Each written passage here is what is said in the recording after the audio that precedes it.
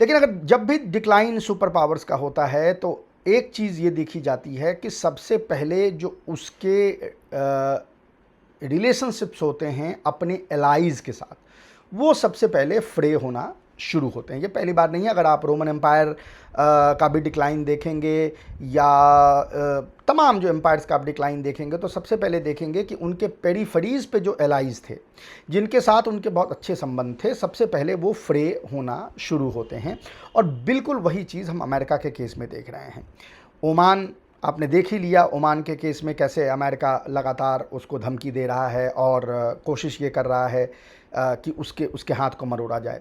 साथ ही साथ आपने पिछले 2 दिनों में ये भी देखा कि किस तरह से अमेरिका साउथ कोरिया के साथ उसके व्यवहार क्या है। साउथ कोरिया जैसे कंट्री या इवन ओमान जैसे कंट्री का अमेरिका के साथ जो रिलेशनशिप है वो कोई बराबरी का रिलेशनशिप नहीं है, वो सर्विट्यूड का रिलेशनशिप है, वो एक गुलाम और उसके आका के दरमियान जो रिलेशनशिप होती है वो है। उसको इस तरफ फ्रे होते हुए देखना, खासकर अमेरिका जब अपने एलाइज़ के ऊपर ये प्रेशर एक्सर्ट कर रहा है, तो एक ये लार्जर एक मलईस के तरफ, एक लार्जर प्रॉब्लम की तरफ इशारा करती है। देखें, जब भी आप अमेरिका की तुलना दूसरे सुपर पावर से करते हैं, चाहे वो रशिया हो, चाहे वो चाइना हो, तो एक चीज़ जो देखी जाती है वो ये है कि अमेरिका के एलाइज़ जो हैं, उन्होंने अगर अपनी सिक्योरिटी, अगर उसने अपनी सॉवरेनिटी अमेरिका के हाथों दे दी है तो उसने अपनी सिक्योरिटी भी अमेरिका के हाथों दी है। और ये गिव एंड टेक का मामला है।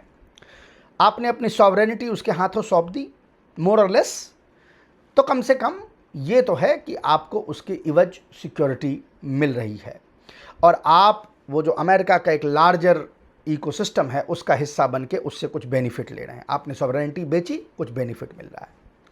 लेकिन अगर ये बेनिफिट मिलना बंद हो गया तो फिर इस सॉवरेनिटी बेचने का कोई मतलब नहीं है। यही रीज़न है कि आज तक रशिया और चाइना अमेरिका को उस तरीके से ग्लोबल एरिना में चैलेंज नहीं कर पाए, क्योंकि उनके कोई भी एलाइज ऐसे नहीं हैं जिनके लिए वो इतना आगे तक आके यूनिलैटरली बढ़ के उसको सिक्योर करे। रशिया के केस में हमने देखा कि वो सीरिया के लिए कुछ कर रहा था, लेकिन याद रखें कि वहाँ पर भी रोल ईरान का था। कासिम सुलेमानी खुद प्लेन से वहाँ गए, मॉस्को गए, पुतिन से मुलाकात की और उन्होंने उसको कन्विंस किया कि आप इसमें मुदाखलत करें।